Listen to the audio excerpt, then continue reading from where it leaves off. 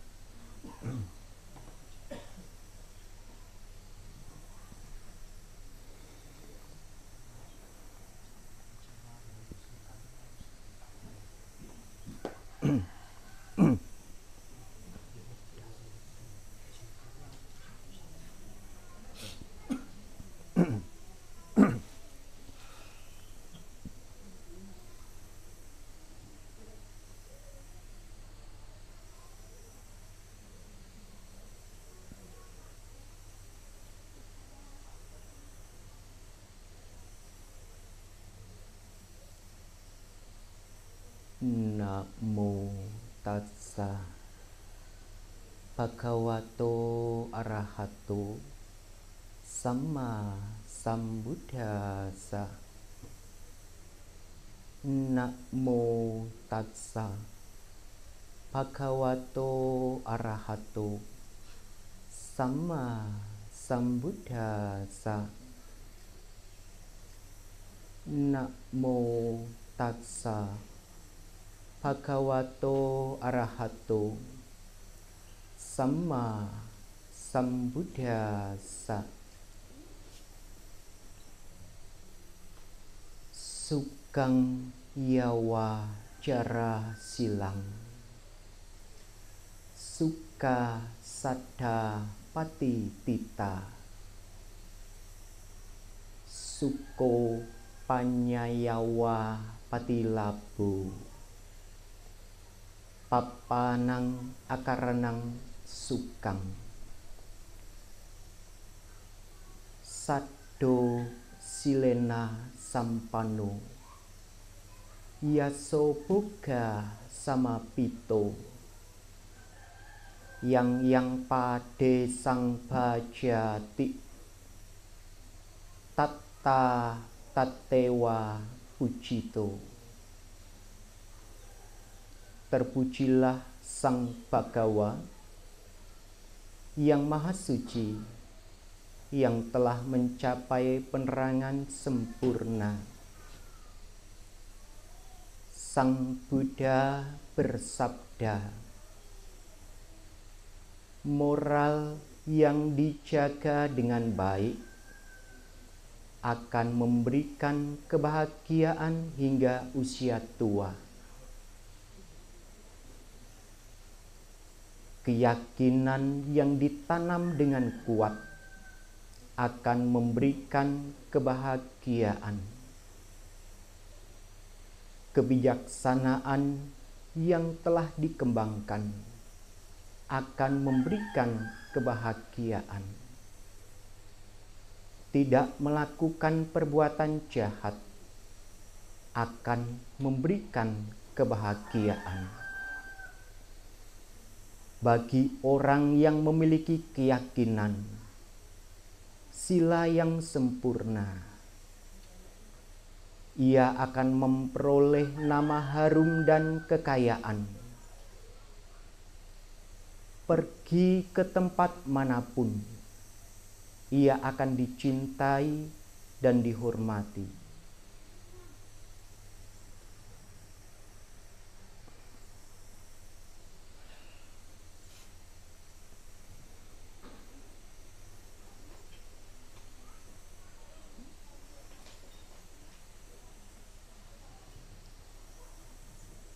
Yang saya muliakan para anggota sangga, yang saya hormati Romo Ramani, yang saya hormati Ibu, Bapak, Upasaka, Upasika yang berbahagia. Selamat sore, terimalah salam dalam Dhamma, Namo Buddhaya.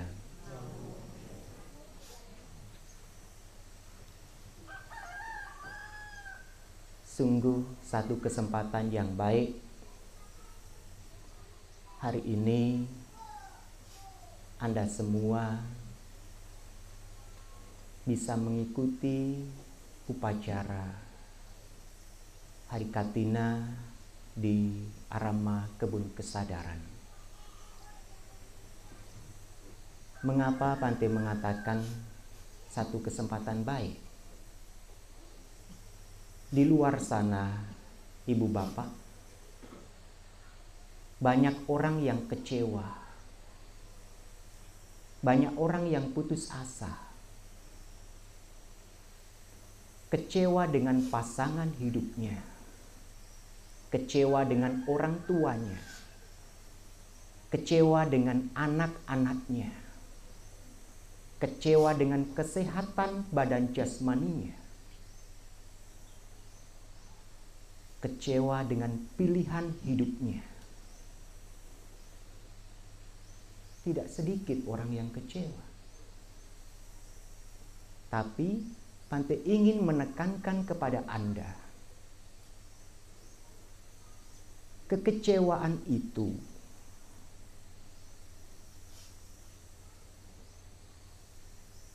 kesempatan yang tidak diberikan kepada Anda,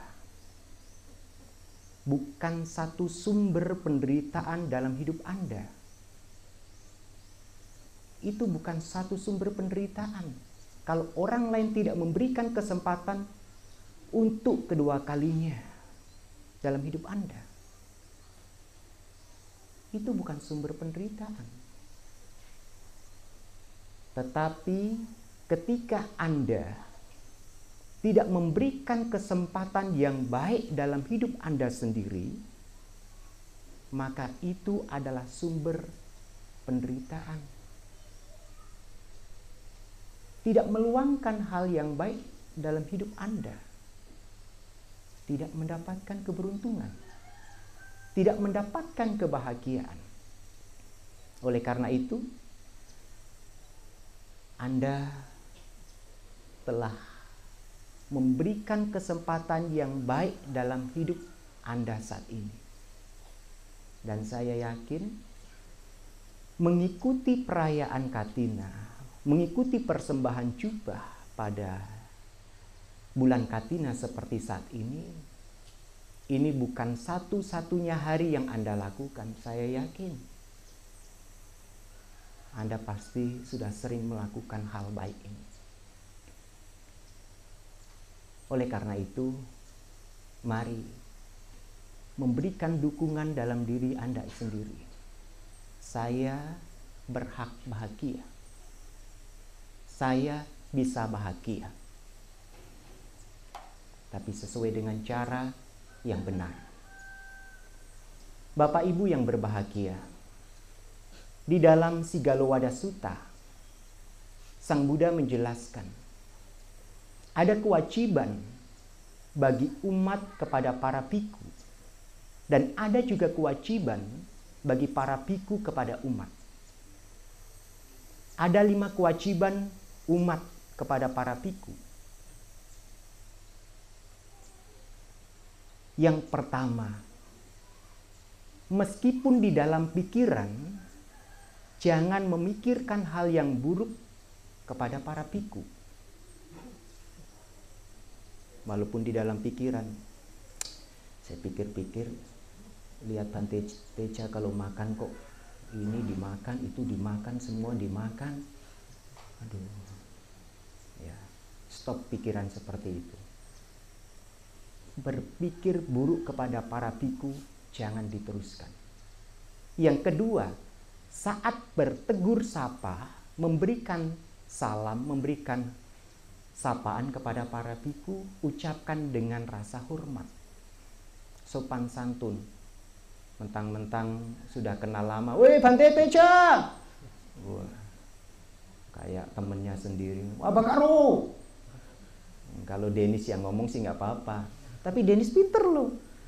Kalau lihat Bante lewat, para Bante lewat, "Bante!" Anak kecil 5 tahun, 6 tahun. Udah pinter. Yang ketiga, membantu para biku dengan cinta kasih tanpa ada pamrih. Yang keempat, memberikan sokongan 4 kebutuhan pokok kepada para biku seperti yang Anda lakukan hari ini. Yang kelima, saat ada satu kesempatan para biku bertamu ke rumah Anda, sambut dengan baik. Adanya air putih, kasih yang warna-warni. Ya, kalau nggak ada yang warna-warni, ya kalau waktunya udah lewat ya nggak usah dikeluarin kue-kue lah. Mentang-mentang dengar kalau para Bante datang ke rumah itu sambut dengan baik, minuman sudah keluar, roti keluar, kue keluar, tahu-tahu udah jam 3 sore. Ya, Bantenya lihatin, kira-kira meditasi sebentar, bungkus. Bener, pulang-pulang, "Bante bungkus ya." "Oh ya, terima kasih." Pintar juga. Ini 5 kewajiban umat kepada para biku. Lalu para biku juga memiliki kewajiban kepada para umat. Ada 6. Lebih banyak sedikit. Sang Buddha pinter. Kasih lebih sedikit. Coba kalau dulu beliau kasih cuma 4 kewajiban para biku kepada umat, umat pasti protes. Untung dikasih lebih banyak sedikit. Yang pertama, mendorong umat untuk berbuat baik, gak usah diminta. Ayo ke wihara, ayo puja bakti, ayo meditasi. Ya Bante, di Arama kalau chanting biasanya hari apa? Setiap hari. Minggu ada nggak Bante? Ada. Tanya doang, pas hari Minggu nggak datang. Ada. Bante belum ketemu di sini ya. Dulu waktu Bante di Bandung itu sering. Umat datang rame, "Bante di sini ada kebaktian." Ada. Umat yang ikut, ada Bante. "Oh, jam berapa Bante?" Jam 9, setengah 10. "Oh ya Bante, makasih Bante." Pas giliran Bante kebaktian, pagi-pagi begitu kan. Ada orang yang ikut. Cuman tanya doang, PHP. Ya, PHP. Yang keberapa tadi? Hah? Oh, kedua. Oh ya, kirain lupa. Yang kedua, mencegah umat untuk tidak melakukan perbuatan jahat. Kalau ada yang mau berbuat jahat, langsung dicegah. Kecuali kalau refleks, lagi dengerin ceramah, tiba-tiba nguplek, wah langsung nyamuk kena. Bante lagi ceramah begini nggak lihat, tahu-tahu plek, kena nyamuk, nggak bisa cegah juga. Mencegah jangan sampai melakukan perbuatan jahat. Yang ketiga, membantu umat sebatas hal itu tidak bertentangan dengan vinaya. Setelah Anda tahu ini, jangan langsung protes. Bante kemarin Bante ngomong di Sigalowada Sutta itu katanya para biku ada kewajiban membantu umat juga. Bante kebetulan minggu depan saya mau jalan-jalan Bante. Anak-anak semua ikut, keluarga semua, papa mama ikut. Bante di wihara kan? Iya. Kenapa? Di wihara nggak ada orang Bante? Nggak apa-apa lah. Jaga rumah saya mau nggak Bante? Iya, bukan begitulah. Ya. Membantu umat sebatas hal itu tidak bertentangan dengan vinaya. Yang keempat, mengajarkan dhamma yang belum pernah didengar. Jadi memberikan uraian dhamma yang belum pernah umat dengar. Yang kelima, menjelaskan dhamma menerangkan sejelas-jelasnya supaya umat tidak ada keraguan tentang Dhamma. Yang terakhir, para biku harus menuntun umat supaya tidak terjerumus ke alam menderita. Ini 6 kewajiban para biku kepada umat. Saat ini Anda melakukan kewajiban dan para biku juga berusaha melakukan kewajiban. Bhante, hari ini hari Katina, hari di mana para umat mempersembahkan 4 kebutuhan pokok kepada para biku. Bagaimana cara berdana? Bagaimana cara berbuat baik supaya kebaikan yang saya lakukan ini memberikan buah pahala yang besar? Bukan hanya kehidupan sekarang, tapi di kehidupan terus selanjutnya. Bapak Ibu, ada 8 hal yang Sang Buddha ingatkan di dalam Anguttara Nikaya. Yang pertama, berdana barang yang bersih. Barang itu tidak diperoleh dengan cara yang tidak benar. Misalnya, mencuri, korupsi, atau sebagainya. Barang itu benar-benar hasil dari keringat kerja keras Anda sendiri. Ini yang pertama. Yang kedua, memberikan barang persembahan, barang yang baik, barang yang bisa digunakan, barang yang bisa dimanfaatkan oleh sang penerima. Selain barangnya bersih, barang itu juga harus baik. Bukan Anda tidak bisa memanfaatkan, ini pakaian bekas, ini makanan bekas, dana ke orang lain, jangan. Kalau bisa, berikan yang terbaik untuk sebuah dana. Yang ketiga, memberikan persembahan di waktu yang tepat. Jadi kalau Bapak Ibu mau berdana kepada para bhante, ya berusaha sebelum tengah hari sudah sampai di Arama. 10:30 sudah sampai, jam 10 sudah sampai. Jangan jam 3 sore, jam 4 sore Anda bawa sate, bawa nasi goreng. Kasihan Bhante Abakaru menderita. Lihat nasi goreng jam 4 sore. Semalam juga ada, untung saya yang lihat. Saya masih tahan-tahan. Tahan.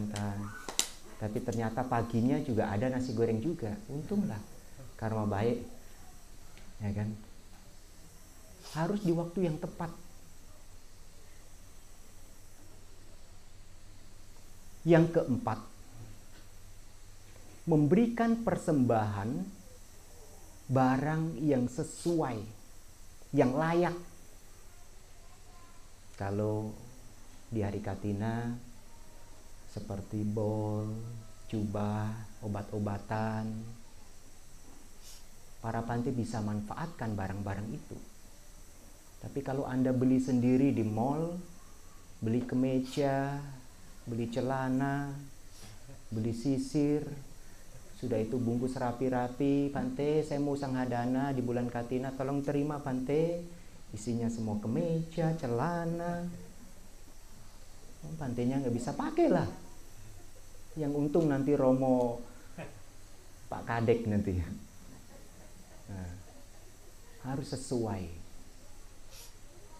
Yang kelima, kita berdana dengan bijaksana.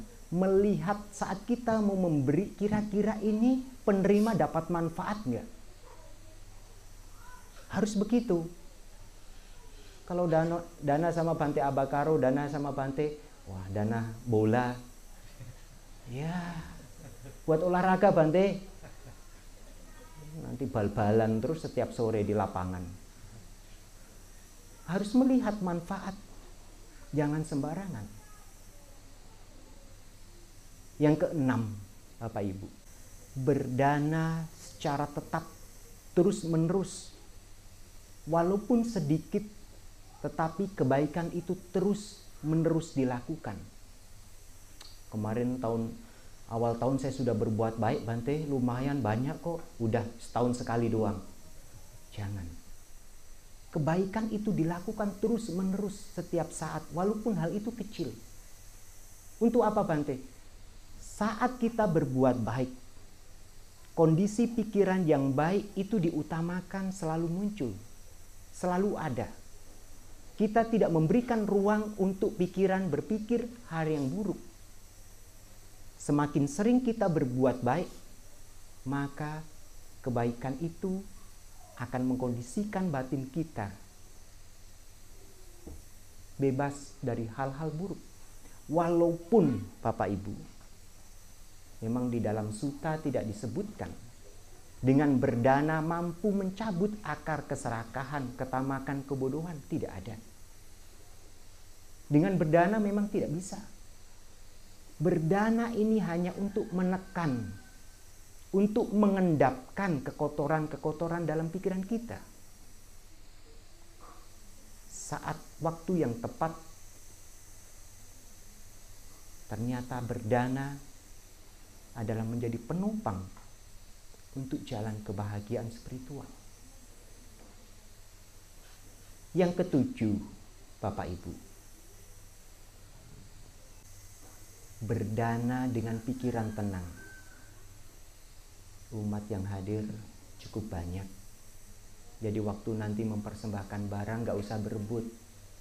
Ya, saya dulu, senggol kanan, senggol kiri, nggak usah.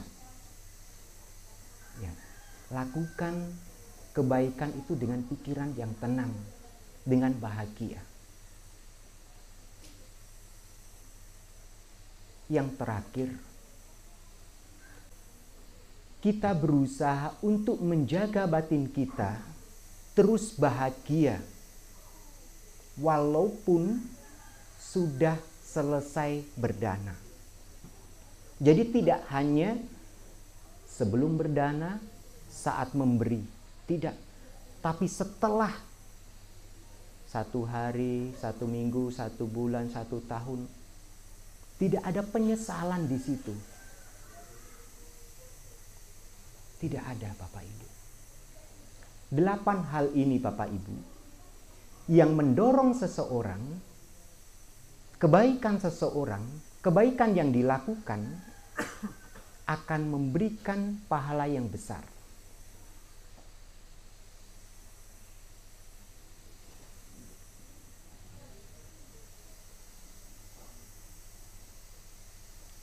Bapak Ibu yang berbahagia,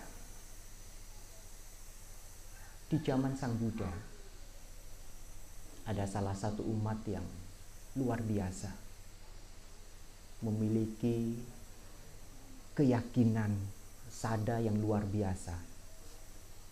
Setelah mendengarkan uraian Dhamma, setelah mendengarkan ceramah dari Yang Mulia Bante Sariputta, umat itu mencapai kesucian anagami. Makanya Anda harus perhatian dengan baik. Barangkali Bante selesai ngomong, Anda langsung mencapai apa, Pak? Soto panas. Soto panas itu langganannya dokter itu.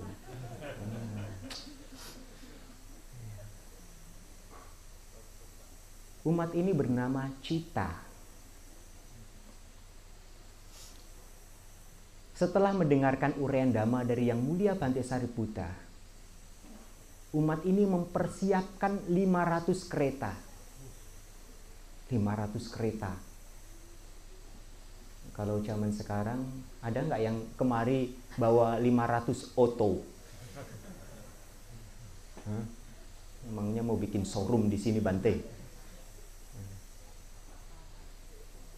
Cita ini menyiapkan 500 kereta, semua diisi bahan makanan untuk berdana kepada Sang Buddha dan siswa beliau.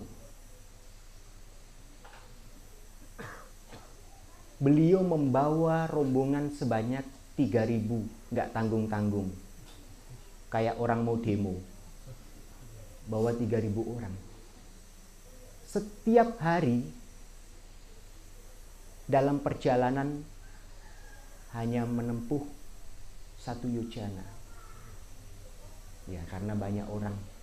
Ya, tidak bisa jauh-jauh. Sehingga di akhir bulan sampai di Sawati. Setelah sampai di wihara, Cita ditemani 500 pengiringnya menemui Sang Buddha. Tiba-tiba langsung hujan. Tapi hujannya ini beda yang selama ini kita lihat. Hujan bunga, Bapak Ibu. Ada nggak para umat yang datang ke wihara, dana kepada para Bante, ikut acara apapun, tiba-tiba, waduh Bante, tiba-tiba turun hujan Bante, hujan bunga lagi. Ada nggak? Tolong tunjuk jari. Pelangi. Ada nggak? Nanti jangan Anda berdiri di bawah pohon kayu hitam itu. Anda apa namanya ini? Goyang-goyang, hujan. Tolong rekam dulu, hujan. Hujannya bukan hujan air, hujan bunga. Setiap hari berdana makanan kepada Sang Buddha dan siswa beliau selama 1 bulan penuh. 1 kereta habis, alam dewa turun, isi lagi penuh kereta itu. Diisi makanan, diisi barang-barang. Jadi setiap hari berdana, kereta kosong diisi lagi.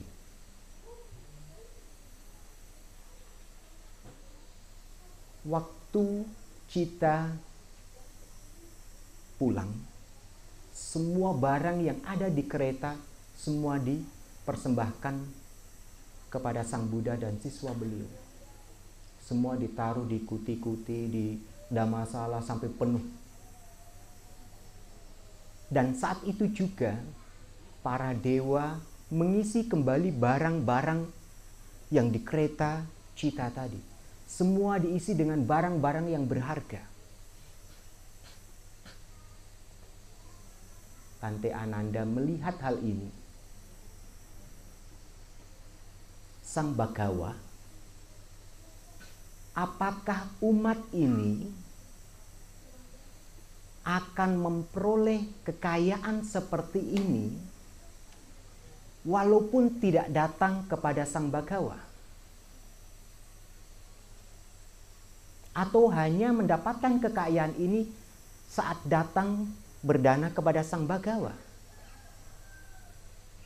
Dan luar biasanya Sang Buddha memberikan jawaban. Anakku Ananda, umat ini dikaruniai dengan keyakinan, moral yang sempurna. Sekalipun tidak datang kemari, dia akan memperoleh kekayaan. Jadi, walaupun Cita tidak datang bertemu dengan Sang Buddha, Cita memperoleh kekayaan yang luar biasa. Karena apa? Karena kebajikannya, karena keyakinannya yang telah berkembang,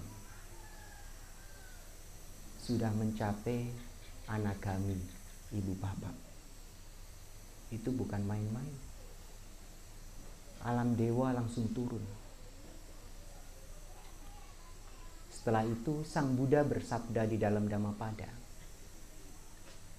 ayat 303. Sado silena sampano yaso boga sama pito yang pade sang bajati tatta tatewa pucito. Orang yang memiliki keyakinan dan sila yang sempurna, ia akan dikaruniai nama harum dan kekayaan. Kemanapun pergi, orang ini akan memperoleh nama yang harum.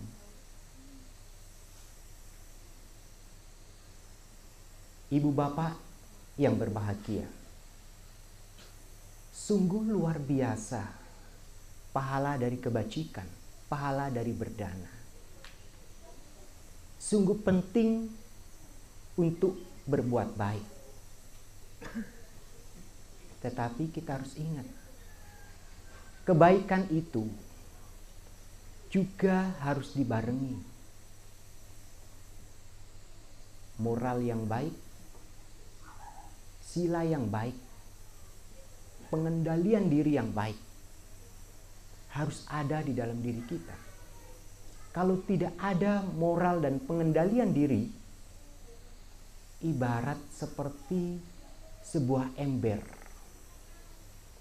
Kita isi dengan air, tapi ember itu pecah. Maka air secara perlahan akan habis. Bante ingat, dulu waktu masih kecil, kalau musim kemarau, diajak orang tua ke sawah, tanam semangka, tanam jagung, suruh gali sumur 2 meter 3 meter. Sudah gali, dapat air, setengah hari air itu digunakan untuk menyiram jagung sama semangka. Kalau sawah 1 hektar ya udah habis. Tapi sorenya air itu naik lagi. Perbuatan baik seperti itu Bapak Ibu. Perbuatan baik seperti kita menggali sebuah tanah. Semakin dalam, semakin dalam, semakin dalam. Semakin sering kita berbuat baik, semakin sering kita melepas, hati tangan kita semakin ringan. Tidak ada berat, tidak ada beban. Tidak ada keterikatan. Mudah memberi. Pahalanya air itu sendiri.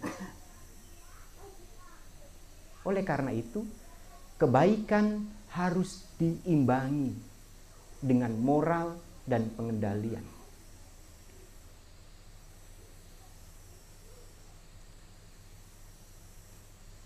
Pesan yang terakhir, Bapak Ibu,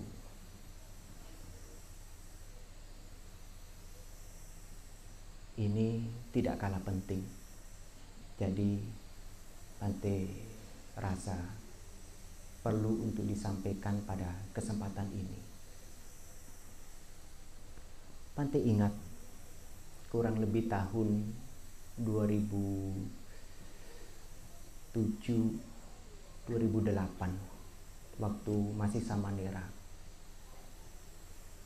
Kewajiban Bante saat itu membantu guru, meringankan tugas guru. Setiap pagi selesai sarapan, Bante harus ke kamar guru, ambil jubah, cuci 2 hari sekali. Nanti vakum karpet ruang tamu, rapiin selimut, buka jendela. Sore jam 3 siapin kopi. Jam 5 waktu mandi siapin air panas. 5:30 tutup jendela. Setiap hari Bante lakukan. Saya rasa itu yang membuat Bante bisa bertahan hingga saat ini. Dan ada satu kejadian yang menurut Bante itu menarik. Waktu Bante cuci jubah, karena kuti Bante itu di atas, Kuti beliau itu di bawah, nanti jemur di atas. Siang-siang selesai makan, nanti ambil jubahnya, karena sudah kering. Nanti ambil, nanti tarik, krek. Ya. Nanti tarik begitu bunyi, ada suara krek. Apa ini? Nanti juga nggak tahu pikir apa, begitu kan?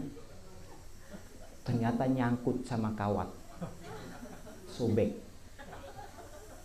Jubah baru lagi, jubahnya. Waduh, itu saya sama Nera masih baru mungkin baru 2 tahun. Ya. Udah mulai keringetan, sama seperti sekarang keringetan. Panti keringetan waktu lipat itu. Lipat sarung, lipat angsa, lipat jubah, lipat paling terakhir. Bingung lipatnya. Ini lipat gimana ya? Lipat begini ketutupan. Ya kan? Wah, ini nggak kelihatan. Kalau lipat begini, waduh, bingung ini. Tutupin atau enggak ya?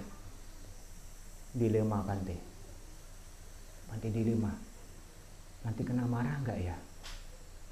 Pikiran sudah kemana-mana dulu. Akhirnya, nggak apa-apa lah. Kena marah juga nggak apa-apa. Suruh pulang, suruh lepas juga nggak apa-apa. Ya kan? Bante lipat. Kasih jubah yang sobek itu paling atas, kelihatan. Beliau lagi duduk baca koran. Ya, di kamar. Saya ketok. Tok. Permisi Bante, mau taruh jubah. Ya, silakan masuk. Ya kan? Langsung saya sikap nama Sekara begini. Turun dari kuti itu pikirannya sudah kemana-mana. Semoga nggak kena marah. Semoga nggak kena marah. Ya kan?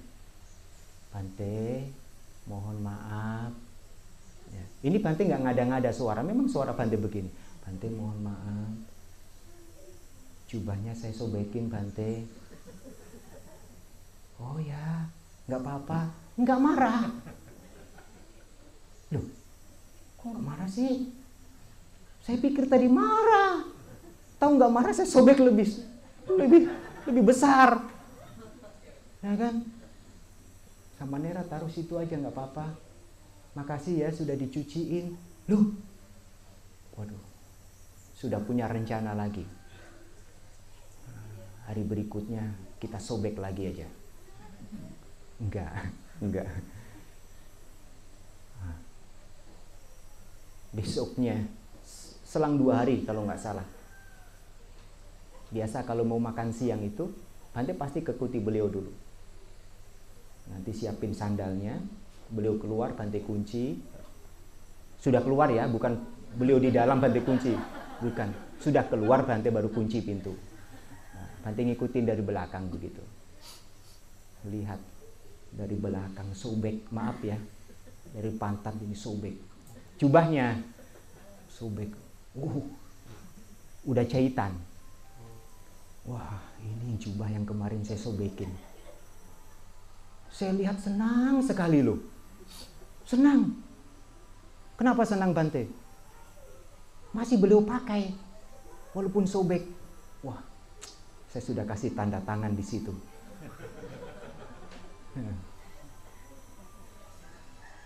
Maksudnya apa Bante? Bapak Ibu, berbuat baik itu penting. Sila itu penting. Yang tidak kalah penting, kebijaksanaan di dalam hati kita. Untuk apa? Hidup selalu berubah. Pasangan berubah. Anak berubah. Kekayaan berubah. Kedudukan berubah. Semua berubah. Kalau kita tidak siap dengan perubahan, maka perubahan itu akan menggulung hidup kita. Dan kita akan menjadi orang yang paling menderita karena tidak terima perubahan itu. Kalau Anda rajin berdana, tapi tidak mengembangkan nilai-nilai yang lebih tinggi dalam kehidupan ini, maka hanya kebahagiaan secara materi yang berlebih. Oleh karena itu sangat penting Bapak Ibu. Dana, sila, kebijaksanaan siap menerima perubahan yang ada. Maka umat Buddha tidak akan ada yang namanya takut dengan perubahan itu. Terima kasih. Selamat Hari Katina. Semoga kesempatan yang baik ini, kesempatan untuk menambah kebajikan dan lebih membuat batin kita menjadi lebih murni. Semoga kita semua selalu dalam lindungan Sang Tiratana. Selamat sore, Namo Buddhaya. Namo Buddhaya.